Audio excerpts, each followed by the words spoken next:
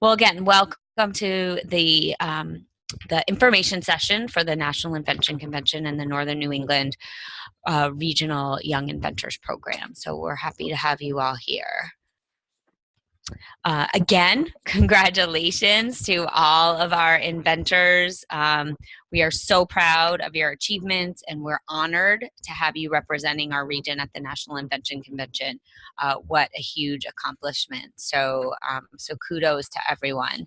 And as you probably have read, as I know you've been going through websites and kind of the information that we've been sharing, the National Invention Convention brings together over 500 inventors from around the globe. I mean, really, it is a worldwide event, and students are coming from China and other parts of the world to present their inventions and to pitch their ideas, as well as from all over the country. And we'll have also access to some really great inventors and other very knowledgeable and experienced professionals in the STEM community who are here to support the inventors as well as to judge and to give their own presentations. So it really is a global event, and I encourage you all to take full advantage of the opportunity. And as you're speaking to your children about it, just reminding them that yes, there's the competition aspect, but really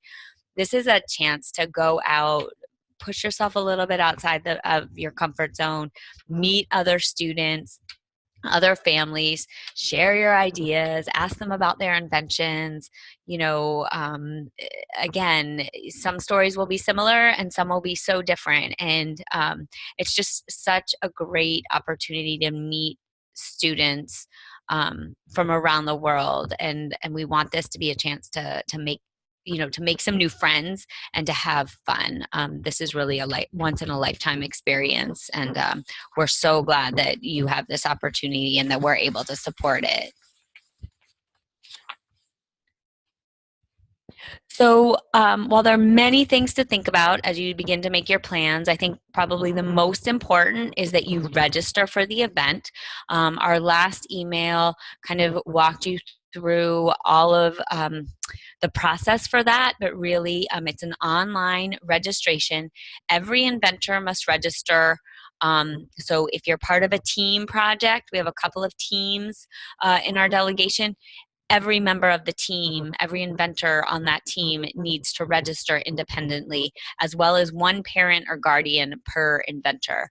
Although, I will be traveling with the group, really all the National Invention Convention, as well as our own organization, require that every student have a chaperone, an adult chaperone with them. So that's a parent or guardian.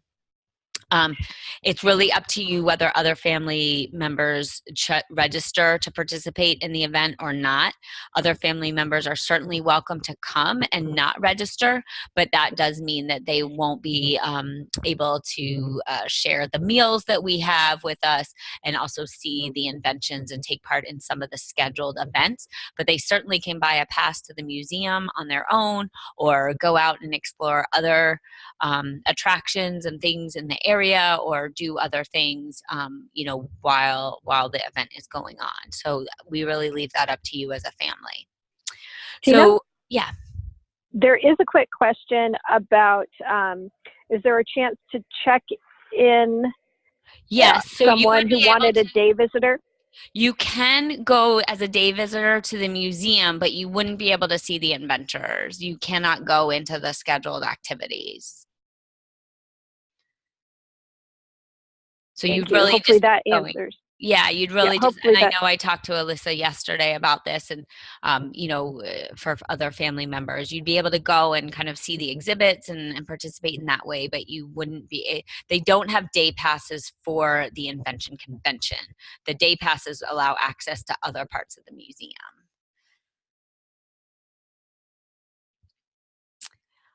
So again, when you go to National Z Fairs, you're going to click on the Create an Account button.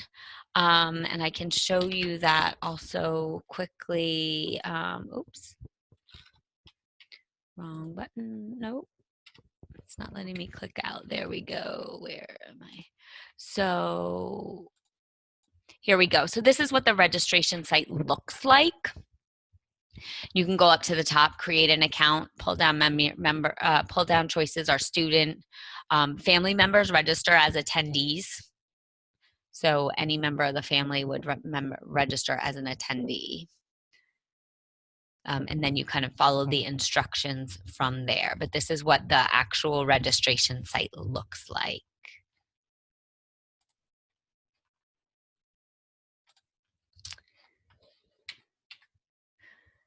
Great. Just remember that registration does close on May 12th. And the things that are required in the registration process are to upload your video pitch, which we'll talk about in a little bit, complete all the contact information that's required in the questions that are asked, and then also the payment of the registration fee. And again, the inventor registration is $300, and each accompanying guest who registers is $350. Ina? Yes. Hi, this is Melissa. How are you? Great. How are you? Good. I have a question. Our school actually has a line budget for registration. Okay. She's wondering if she could cut a PO. Do you know if they accept PO? Yes. So if you want to get in touch with me by email tomorrow or tonight, and kind of with what your school needs, and then I will get in touch with you. There is someone at the STEMI Coalition who is the partner kind of hosting the National Invention Convention, that they're able to generate invoices, of some type, because there are schools that will support or sponsor their students or have line items in their school budgets for things of this. So so yes, that's a great question. And we can take care of it, but I just I'll help be the link to connect. I need to send some information to them, and we'll get that taken care of. Great. Thank you. No, that's a fantastic question. So reach out to your schools, and we will talk about that a little bit later, but certainly reach out to your schools to see, if there are any budget line items, that offer these types of opportunities or help support students in this way. It can never hurt to ask. The next part of kind of planning, I think, is probably travel and thinking about how you're going to get out to Michigan and get home. The best options are likely driving, and it is about a 12 to 14 hour drive, depending on exactly where you live and kind of your driving habits and how often you want to stop and those sort of things. It's certainly a doable trip, and there are places to stop along the way, especially if you might have family or friends, or there are other things to see and do. So that's definitely an option. Or flying. Southwest Airlines flies from Manchester Regional Airport to Detroit, as well as I believe it's American Airlines and Delta. And there are also flights leaving out of Boston's Logan Airport all the time. So there are a couple different options based on what you prefer and probably the fares and things that you find. Again, it's your responsibility for making your own travel plans, your own reservations. So, if you have any questions or need assistance, I'm here to help with that, but we are not expecting everyone to travel together, just because we're coming from various places and have different schedules, that we want to make sure that we're giving you, kind of the flexibility that you need to do that.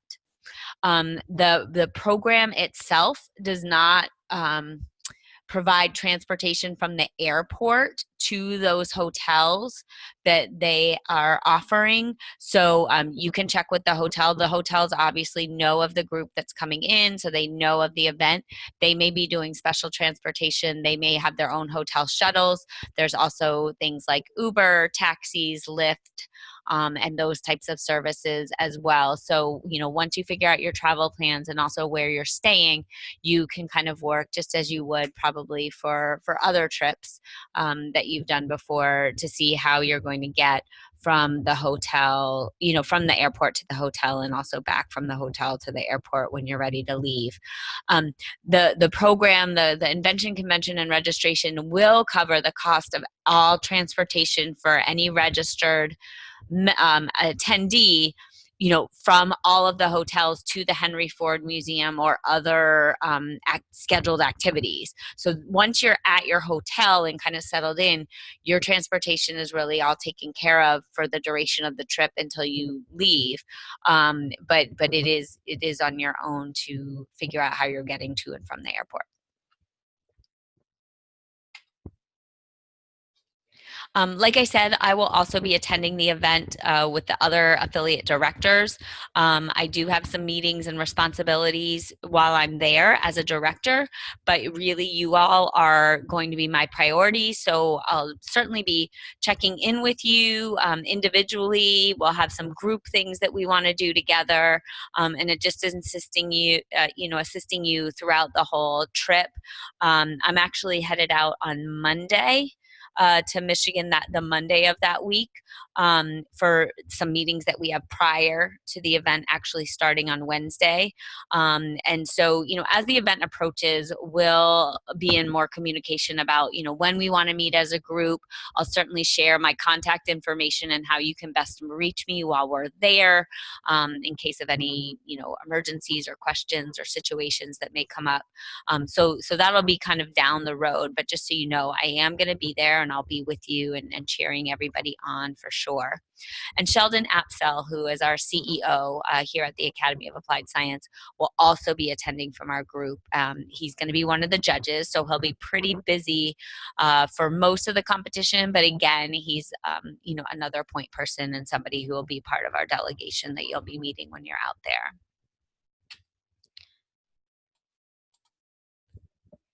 So just a recommendation, and this was in our email communication last week as well, but as you're planning your trip, when you're thinking about when you want to or need to arrive on Wednesday, May 29th, please take into account the schedule. The schedule of events is on the National Invention Convention website, but it's also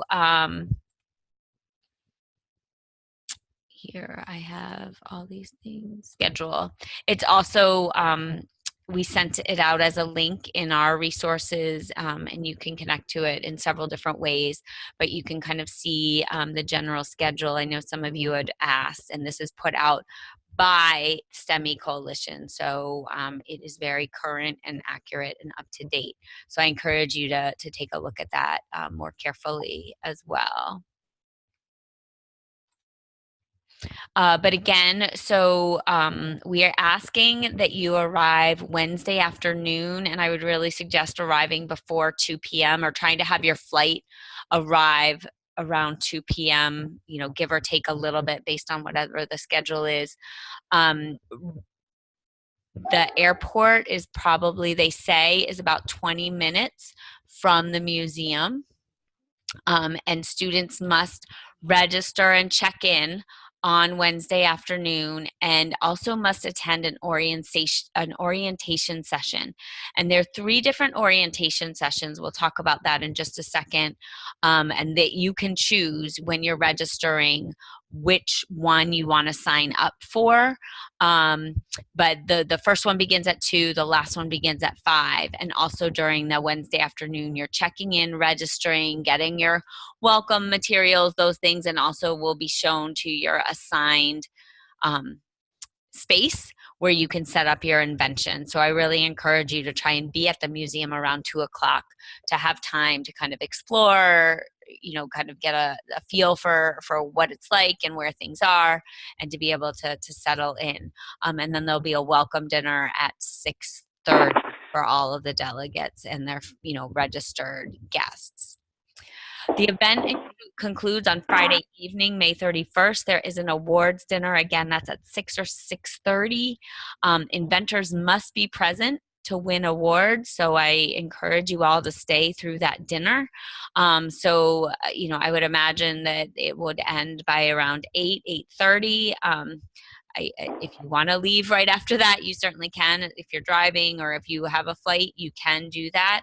But I'd really kind of suggest that you stay over Friday night and depart on Saturday or Sunday. There is nothing scheduled in terms of Invention Convention events on Saturday and Sunday. However, your registration fee includes a 5-day passes to the museum.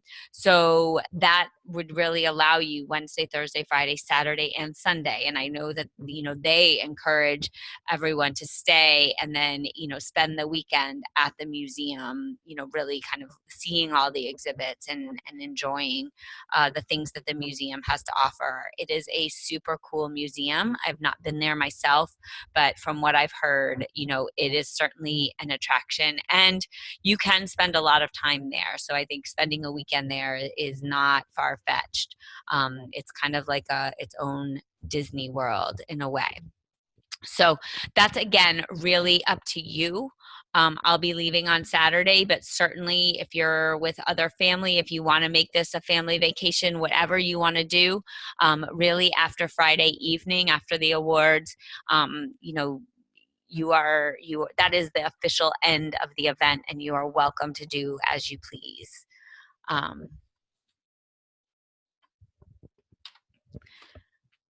More information that we've shared, but just to go over again, that the lodging is not included in the registration fee, but blocks of rooms at discounted rates have already been reserved by our host and the STEMI Coalition. So I recommend that you contact one of the hotels on our list, and we had links to all of those room blocks and the reservation systems for these specific hotels in the email that we sent. But again, the Courtyard Dearborn, the Sheridan Detroit Metro Airport, the Doubletree by Hilton, and the Detroit Metro Airport Marriott are all expecting our group, and we'll have probably lots of inventors running around. So that's also another opportunity just to meet more people and have fun while you're there. So again, your choice of hotels, if you find another hotel or an Airbnb or something outside of these four choices, that is really your choice and is fine. Remember, though, that transportation won't be provided to and from the museum and other scheduled activities. If you're staying at a different location, but you're certainly welcome to stay where you'd like and where you're comfortable.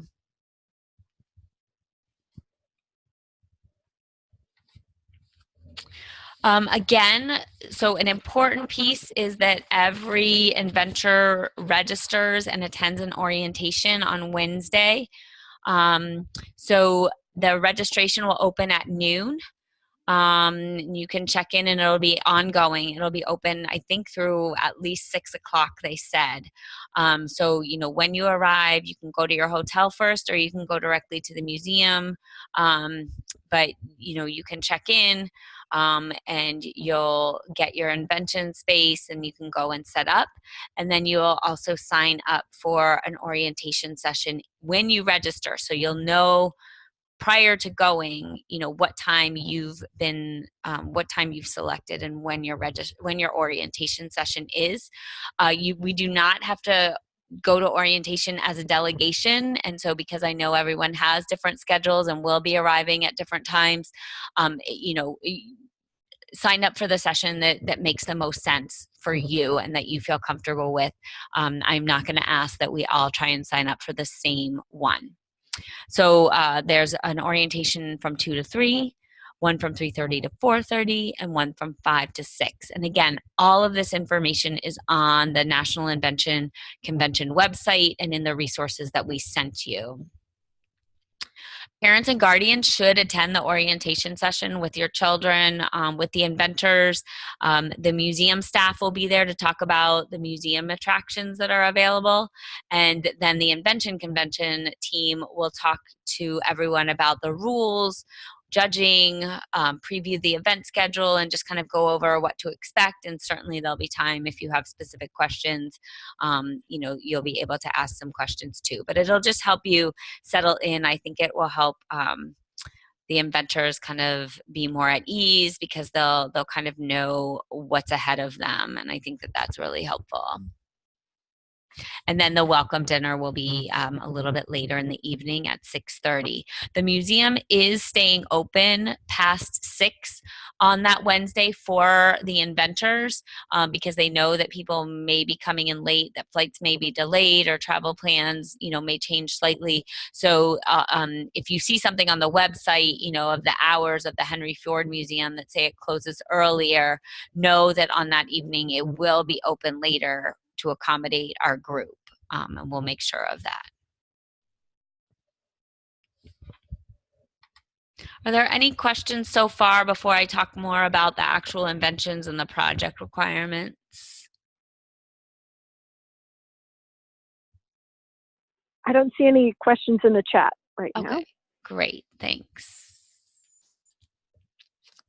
Okay, so just a few things, and like everything else, it's all, the resources are all there on the website if you want to look more specifically at the requirements for the inventions and exactly what you need to do and what you need to bring. But I did want to kind of touch in base on kind of a few of the biggies, just as you're registering and helping your children, prepare and make sure that everything's submitted. So all inventors must be present for both the in-person judging and during the awards ceremony to be eligible for the awards. If you're part of a team, certainly, and you have questions about the team, please feel free to send them my way. But not every team member needs to attend. So if you have a group of 3 students and only one of them can attend, that is okay. But that one student is kind of the one that represents the team and will win the awards. But that's certainly understandable and acceptable. All projects must have the inventor's logbook, the logbook or journal, which is something that wasn't required at our regional event, and it may or may not have been a requirement at the school competition, but it is a requirement for the national, so you want to make sure that you have that and that it's on the table or available if a judge wants to look at it. The projects must have a poster board or a trifold, a display to kind of show and highlight what was done and the invention itself. You can have a prototype. It doesn't have to be a working prototype, but you should have a prototype of the project as well. And then the 4-minute unedited and continuous video of the pitch. And again, that video will be recorded and uploaded into the registration because judges will begin viewing those videos prior to the event. Tina? Yes. Quick question. With the video, does it need to be prepared and submitted when you register, or can you start the registration process and then add the video in? You can start the registration process and add the video later. However, I recommend that the video, and we're going to talk a little bit more about the video after we talk about the displays, but I recommend that you send the video pitch in as soon as possible because the online video judging has already begun. Okay. Keep in mind that these regional competitions take place all spring long. And we're kind of right in the middle with ours. So there were regions that hosted before we did, kind of earlier in March, or even I think there were a few in February. And, so those people have, had a little bit more time, but there are also some regions, I think the last region or affiliate hosts like the first weekend in May. So they only have a week. So, the competition organizers understand this and know this, but I do encourage students, so perhaps maybe next week during the vacation, or, I would certainly say you would want to do it sooner than later if you can. But you can register to get that registration done and then go back and add the link to the video. Great, thank you.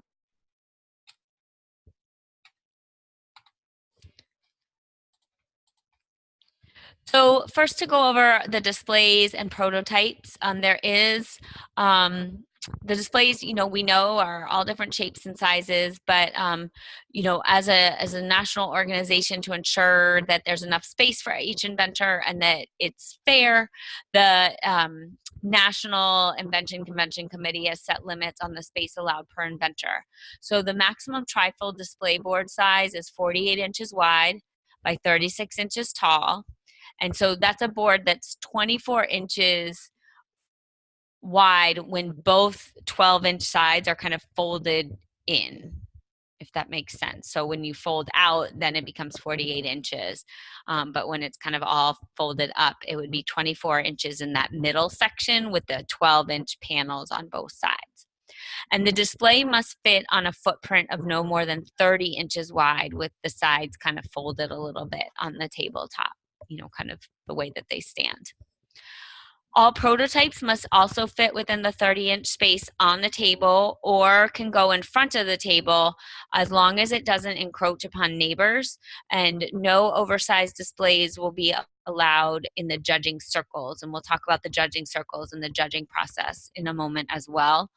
I know that we have some larger projects, so you really want to measure those and see how big they really are. If something is too big, certainly let me know. We'll talk about it. But pictures and videos may replace the actual model if the prototype is too large to fit in the space. And we would certainly work with the organizers and our hosts to double check on that and just to see exactly how to handle that. Yes? Is there a question?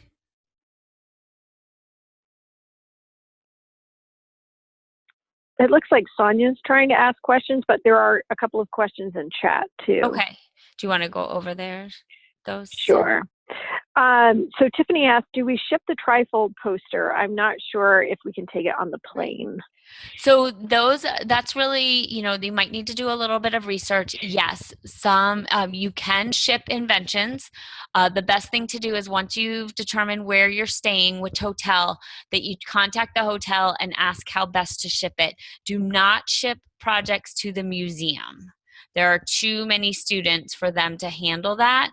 So our organizers have asked, and the hotels, I think, are prepared to accept these shipments, but you should go through your hotel and have the shipment delivered to your, the project delivered to your hotel, not to the museum. And every hotel may have kind of a different procedure for how they, what you need to put on the shipping instructions, that sort of thing. You can also, check with your airline about what would be allowed and not allowed in terms of the size of the poster. Some students choose to kind of break their poster down, their display down, and take the components and then go out and, there are office supply stores where they can just buy another trifold and, a few materials to, to kind of stick those, pictures and the text and everything back up on it. So, you can have your pre-printed poster and then just mount them while you're there. So there are a couple of different options for how, and that's really up to you, how you feel most comfortable. Just be aware of shipping and even taking things on the plane, that luggage can get lost. And while I haven't experienced it with the Young Inventors program, in other science competitions that I've done that required travel, we have had a few projects lost in transit by the airlines, and some made it on time to the event and others didn't. So I don't want to scare anybody by that, but just to kind of be mindful of how far in advance you might be shipping things, or, just kind of how you're doing it. And again, if you have questions about that as you're doing research and learning about it, let me know, and I'll do what I can to assist. But you can ship things out ahead of time. Right.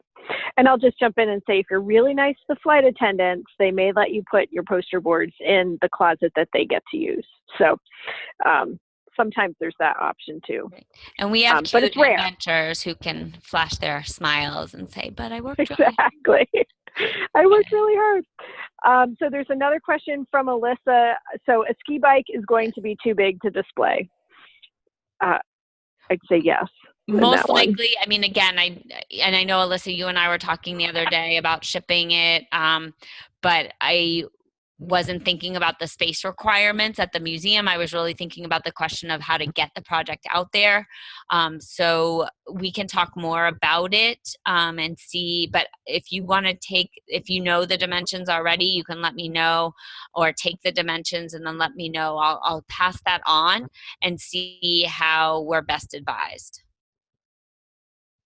But again, we can take pictures and videos that that Brendan can use, in place of the model. And judges understand that. They are not to take away points because of that. And the final point to note is that electrical outlets are not available at the museum floor. So any prototypes requiring electricity must be battery powered, and inventors must bring their own batteries. So if this applies, I would certainly bring backup batteries or know how to get them quickly and easily if you need to replace batteries. And certainly check with your airline about flying with batteries. That's really important. But again, we're in a location where there are lots of retailers, and there is access to purchase maybe some of those things once you arrive, if you can, if there are restrictions on flight, on flights and what you can travel with. Mm-hmm. And Alyssa jumped in again about the ski bike, saying that he does have pictures and a video of him riding it on the iPad. Fantastic. So that could serve as a replacement. Obviously, we want to have the ski bike there if we can. So let's really look at the dimensions. Let me ask, again, the worst they can do is say, no, it's too big and we don't have space for it, but they may be able to accommodate it in some way. So, we'll certainly ask. But having the specific dimensions will be helpful. On the trifold, just make sure that all projects have the following information. Again, this is all published for everyone to see, but it should be in one consolidated place on the trifold. The student name, the project name, grade, school, city, and state, the preferred industry focused award category, which you can find also, through the websites, kind of what the categories are, so you can kind of see where and again, that's your choice, and your child's choice, like where they think, their invention really fits as a category. And then the patent status. So for anyone seeking a patent, or in the process of a patent, you should write patent status, and you can write none if there isn't one, which is fine. You could write under counsel or patent pending. Students should note on their trifolds patent pending only if a provisional or non-provisional patent application has been filed. If you are currently represented by an attorney or a patent agent, anyone pro bono or otherwise, then you mark under counsel. And again, if you have specific questions about that, we can certainly talk offline to make sure that we have the right status listed based on the situation. All right, the video pitch. So the rules and requirements for the video, again, are published, but it needs to be no more than 4 minutes long. It should not be edited or produced. It's just kind of a one continuous video on one take. And then for younger students in grades K through 3, parents or teachers may assist and prompt students with questions, but really the bulk of the presentation and the talking should come from the students themselves.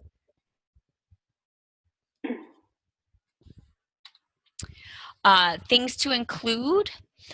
Please see the resources on the video pitch, which are on the National Invention Convention website, and I think we linked that to our own communication from last week to read carefully through the criteria, to get tips on how to kind of prepare and set up for the video, and also to see the rubric, which is kind of what the judges will be using to evaluate their videos. The judges will score the video pitches based on the rubric and the inventor's ability to communicate the key components of the invention. So you really should use that rubric to kind of plan how the video is going to go. So even maybe writing a script or, you know, kind of planning it out. You don't just want to kind of wing it. There are some tips. First, introduce yourself, you know, your name, grade, school, and the name of your invention.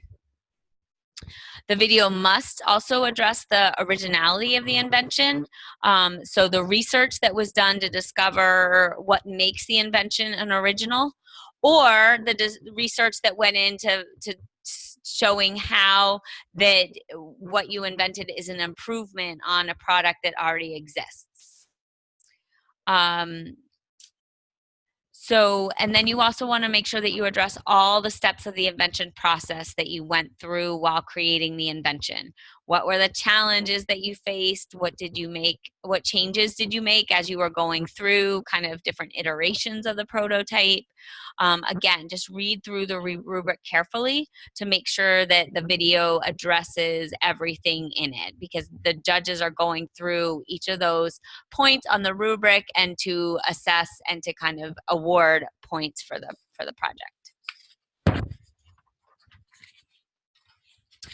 And then the steps to submit. So again, some helpful hints. First, it's best to film the video with a smartphone or a video camera.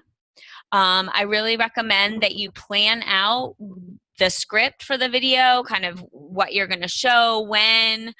So almost like writing a play or a movie, you know, kind of write it all down, have a plan, practice it, rehearse if you're part of a team. Who's going to talk about which topics, you know, kind of make sure that that's all decided, because it is all one take. So certainly you can rehearse and try a couple different takes, but you can't kind of piece the best from this take and then the best from that. There's no editing. So it's got to be kind of one take live. Make sure that your video shows your display, that you use the prototype and the display board throughout the video. And then just when you're filming, just make sure you're in kind of a quiet place, that no one's playing the drums in the basement or, you know, something like that, and that it's well lit. They suggest that you avoid filming in front of windows because often the glare does pick up by the camera and, you know, kind of changes the lighting and makes it really difficult to see. So, you know, you may want to kind of do a couple of practice runs with the video and then play it back to see how it looks for yourself before you do the final take. And we have a question, yeah. Just a quick question about the script. Can kids write up a script for the video and read it off during the video? I think that they can, yes. But, you know, again, they want to engage with the person. You know, they're selling their product. They're really trying to engage the judge who's looking at lots of videos all at once. So, you know, certainly having a few note cards or having, you know, a script, you know, they understand these are students. They're in elementary, middle, and high school, and they're all at different places and have different comfort levels with performing. So, so yes, you know, notes and scripts are allowed, but, you know, I definitely kind of encourage your child to practice, you know, so they're looking up at the camera a lot, just as if they were speaking in public, that, you know, they're making eye contact with the camera so that that becomes eye contact with the judge, and they're kind of bringing the judge into what they're doing. And then, you know, as always, take a deep breath and relax, and remember, you know, tell your kids before they're doing this, like, they're the experts on the project, not the judges. They did this project. They created the invention. They're the inventor. So they know more than anybody. So to have that confidence, you know, and they will do great. Once the video is recorded, it's submitted online. So you upload it to YouTube. And please make sure that it's uploaded as public or unlisted. Do not set the videos to private, because this makes them inaccessible to the judges. So it does have to be public or unlisted. If you have questions or concerns about that, please let me know and we will talk about it kind of offline and work through it. You know, I don't think a lot of people are looking at these videos, but, you know, we do need to make them accessible to judges who are all over the country. So that's kind of the, you know, kind of the position that the National Invention Convention Planning Committee is in. You can create a channel just for your video or upload it to a family member's channel so that that can have the access too. And then you're going to copy and paste the link into the online registration because that, again, is a requirement for the registration. I did want to just touch on kind of how the projects are judged. So it might seem a little bit different than the regional. So make sure that you're looking at the judging and all the resources that are available on their website and that we've given to you. But there's actually two components to judging. There's the before the event judging and then the actual during the event judging. So all students are going to upload their profile and their video as part of their registration, and this will be what a group of pre-judges, pre-event judges will look at. The video pitch will be judged by a set of pre-event judges, and you are to use the video pitch instructions to kind of plan out your video, which is what we just discussed. You wanted to make sure that you're discussing your research on what makes your invention an original or unique, or how it improves upon something that it does exist already. And then, you know, the judges will be using the information that you provide in that video and kind of on your research to check on the originality, because originality is a big criteria that they're looking at. So during this judging, the online judging, which has already started, but it continues on through May. But as soon as they're getting these videos, judges are starting to look at them and review them. Each invention's given a score as well as feedback on the invention. And some awards, such as sponsored awards by sponsors who won't actually be present in Michigan at the event, may judge wholly on this online video. So there are going to be several awards that really are just going to be judged on the video presentation and what's submitted. And then some awards will use this score in combination with what's scored on site when the judges are present to come up with a final score for each student. So that's one part of the scoring, and then, or one part of the judging. And then there's the during the event judging. At the National Invention Convention, all judging takes place using a model called judging circles. At our regional event, some judges chose to use a judging circle model and others chose to use the more traditional one-on-one interview. So some of your students or some of your children probably, you know, can say, oh yeah, we did a judging circle. Others may not really know what it looks like, but you can certainly look up, you know, kind of more about it. But a judging circle is basically an opportunity for the judges and the peers in that group to all get together, and they sit in a circle and they bring their projects with them to that circle. And it's a peer review judging environment. So each inventor, each team is given 4 minutes to give their pitch and to present their invention.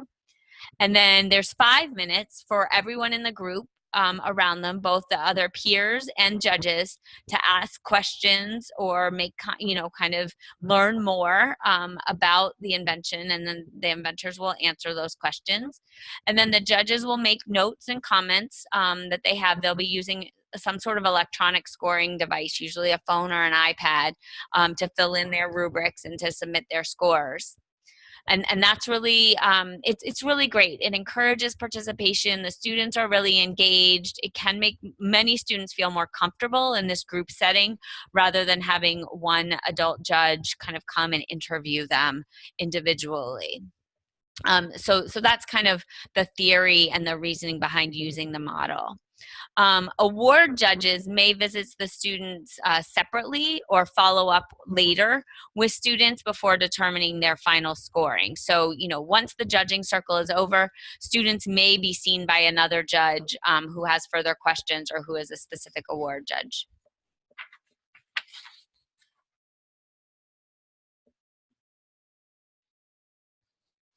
So again, please be sure that you review the criteria, that your kids know what the criteria is. I think it'll help them make them, kind of feel more at ease, but it's all on the resources on the website.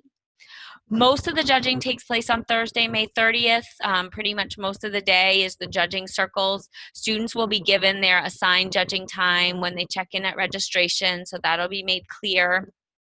On Friday, there's judging continues with the People's Choice judging circles, and all students must be on the museum floor at this time, and I believe it's 10 to 12, but it is on the schedule. And again, we'll be following up with exact schedules of things as we get closer to the event. But just to give you a general idea, the bulk of the judging will be on Thursday. Friday will be the People's Choice judging circles, as well as some other activities, and then the awards dinner. All right, and kind of we're getting to the end here, but just one last piece I did want to mention, and that we mentioned in our email, is the idea of fundraising. This is completely optional. We recognize that the event requires significant financial resources, but we won't fundraise as a delegation, but we certainly want to support anyone who wishes to fundraise for the cost of the trip independently. So again, it's optional, and we leave it up to you and your family to determine if you want to try and seek financial assistance, kind of through the community, and how you wish to do it. The STEMI Coalition also realizes that, the cost is significant, especially the further away from Michigan you are. And so they put together a resource packet for students on this topic as well. The link to that packet is in our email, and as well as online. So you can go see that. It is a good resource if you are thinking that you might want to do some sort of fundraising. From what we know, and best practices in the past have included things such as setting up a GoFundMe site, asking your school administration or PTA if they have any funds to help contribute to this, and it may require the student to go into a PTA meeting and kind of give a pitch and presentation to, what they've been doing, what this event is, what the cost, why they need help in getting there, and the PTA may offer to contribute, or the school administration. Going to other local organizations, the Rotary Club, Kiwanis clubs, Lions clubs, or other local businesses. So many local businesses, restaurants, and others, companies, want to support our young people in efforts and achievements like this.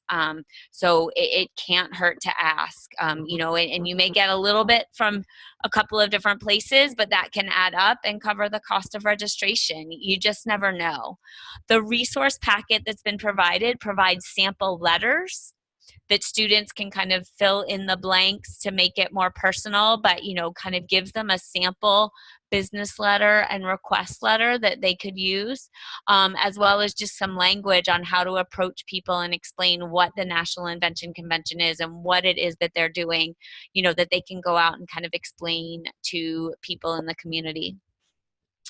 It also, some people have asked their employers, so their family members have asked their employers if they would sponsor a student or match any funds that are raised. So again, you may have an employer that likes to is very philanthropic and is able to do that sort of thing. Also offering to work and provide services to family and neighbors, such as babysitting, spring cleanup projects. I know I would certainly love to have someone come clean up my yard and would support a student, raising money for something like this. But, you could ask and do things like that. Host a car wash. Another great one that I've seen is this was a middle schooler who loved to cook. And so she set up a little meal prep company, and went out to neighbors and friends, and once a week she was trying to go on a trip, a community service trip actually abroad, and she was raising money for that. And so she set up once a week, set up a menu, a full menu, of something like lasagna and rolls and a salad and cookies, and went around and people could order that, and she spent Saturday shopping, Sunday cooking, and then delivered the meals like on Monday for a family, a busy family, to have one dinner, homemade dinner already done that they could have that night or later in the week.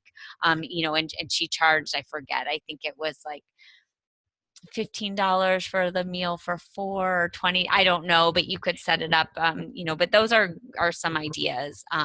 Hosting a car wash as well with some friends, but the proceeds are really going to your trip, might work as well. So another question. Another question about registration costs. Yes. For you. My husband and I will go to Michigan with our son. Do we both have to register, or can we alternate going in one day on off with one fee? Also, is there a different cost? Yeah, and then is there a different cost if we don't want meals included?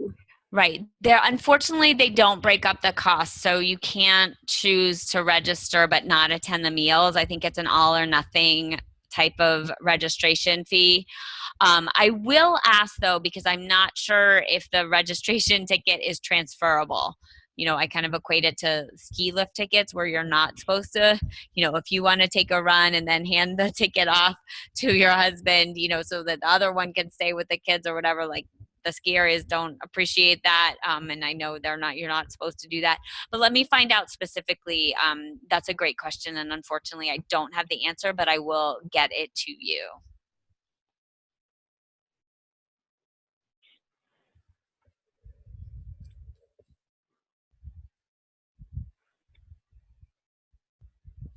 Are there any other questions? This is a great chance people can use the chat box. I did mute a couple of phone lines. It sounded like some dogs were barking, so you may be muted and not realize it.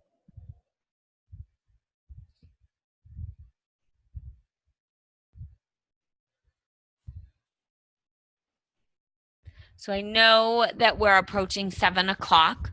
This really concludes the information I had planned to present, but certainly the floor is open for questions, and I don't mind staying on the line, or you can email or call later in the week. I will get back to you on that question about transferable registration tickets, to see if you can get away with just one registration for the, both parents to kind of flip flop and trade during the 3 days. We're getting some thank yous. Okay, great. Well, thank you. Again, I know it's a lot to digest and process, so questions are going to come up.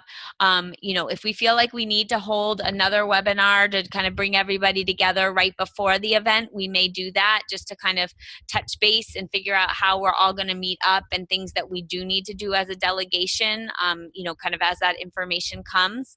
But for right now, the focus is on registering, making your travel plans, and the video. And I would really try, if you can, using next week to do that. And teachers are also willing to help, and many of your teachers have been involved in the Young Inventors program for years, and so they're familiar with this. The video has been a piece of the National for several years now, so certainly use them as a resource as well.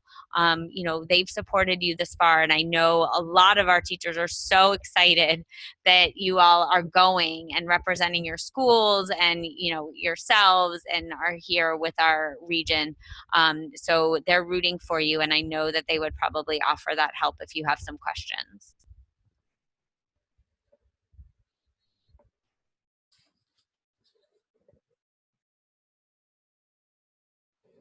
And some more thank yous are coming into the comment box, but it looks like folks are hanging up now too. Okay, great.